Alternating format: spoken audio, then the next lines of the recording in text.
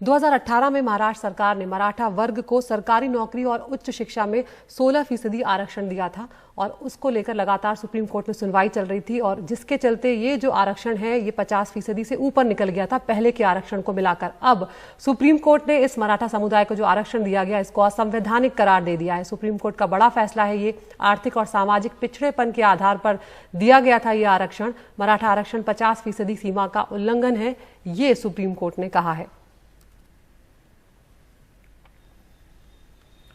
और हमारे साथी आशीष भार्गव जुड़ रहे हैं। आशीष, बताएं इस समय कि ये जो फैसला है ये आने वाले वक्त में भी कितनी बड़ी नज़ीर बन सकता है, और दूसरा ये कि मराठा आरक्षण की जो फाइल थी अब वो हमेशा हमेशा के लिए खत्म हो गई या दूसरे विकल्प बचे हुए हैं मराठा जो संयुक्त मोर्चा है या मराठा क्रांति मोर्चा है उसके सामने?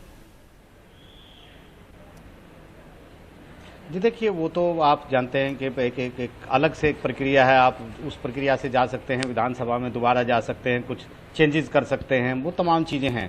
लेकिन न्यायिक तौर पर, कानूनी तौर पर अब कोई विकल्प बचा नहीं है। आप रिव्यू फाइल करिए, आप क्यूरेटिव फाइल करिए, वो अलग चीज़ है, लेकिन अब कुछ बचा नहीं है क्योंकि सुप्रीम कोर्ट ने देखिए ये पहले से तय एक सीमा थी। 1992 में इंदिरा साहनी जजमेंट था कि कोई भी आरक्षण 50% सीमा से उसको पार नहीं कर सकता।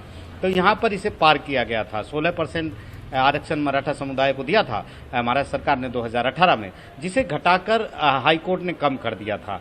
लेकिन हाई कोर्ट के इस फैसले पर सुप्रीम कोर्ट ने रोक लगा दी थी और सुप्रीम कोर्ट ने कहा था कि हम इस पर विचार करेंगे। फिर सब राज्यों को नोटिस दे दिया था क्योंकि इसका असर सब राज्यों में पड़ना था। बहुत सारे राज्यों में इसकी सीमा ज़्यादा है आरक्षण की। तो यहाँ पर सुप्रीम कोर्ट ने ये विचार किया था कि क्या राज्य इस तरह आर्थिक और सामाजिक पिछड़ेपन के आधार पर किसी जाति को जोड़ सकते हैं। इस पर लगातार 10 दिन तक विचार किया गया 5 जजों के संविधान पीठ पर।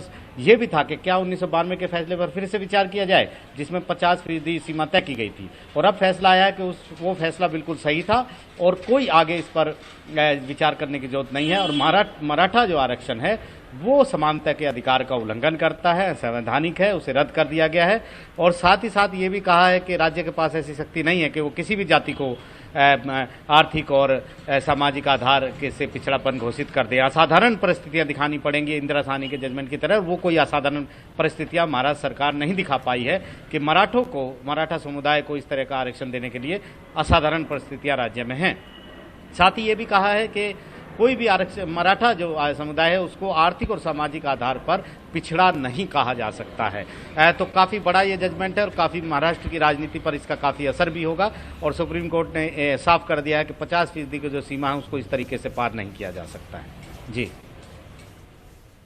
शुक्रिया आशीष। बिल्कुल, इसको लेकर हमारे साथी सुनील सिंह बिल्कुल लगे हुए हैं। बहुत सारी प्रतिक्रियाएं आएंगी भी। राजनीतिक तौर पर अदिति, ये महाराष्ट्र की सरकार की गले की हड्डी बन जाएगा। पिछली जो सरकार थी बीजेपी, उसकी गले की भी हड्डी था, और अब जब उद्धव ठाकरे की सरकार है तब भी ये गले की हड्डी बना हुआ है। बस एक ही राहत है अभिषेक उन लोगों के लिए जो पिछली नियुक्तियां थी उन पर असर नहीं पड़ेगा इस फैसले का।